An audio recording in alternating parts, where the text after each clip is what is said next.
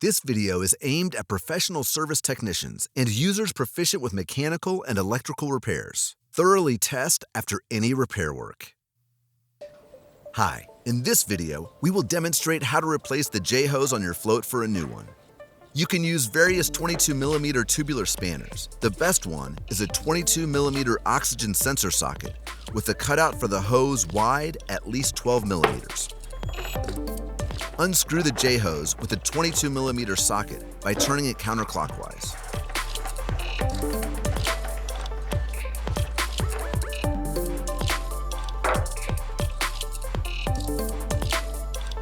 Clean the residues of the old silicone thread locker with a brush.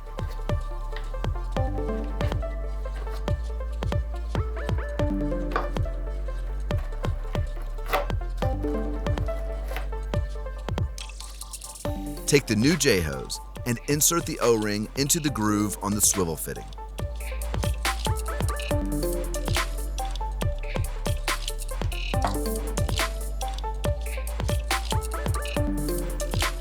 Apply a little bit of Loctite SI 5331 silicone thread locker at the end of the threads of the swivel fitting, just about half a turn, like so.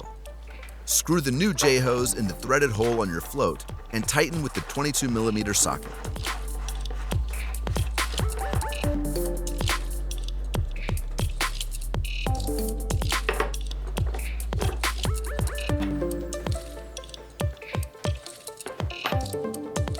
Check for air leaks before diving, as we show in a separate video.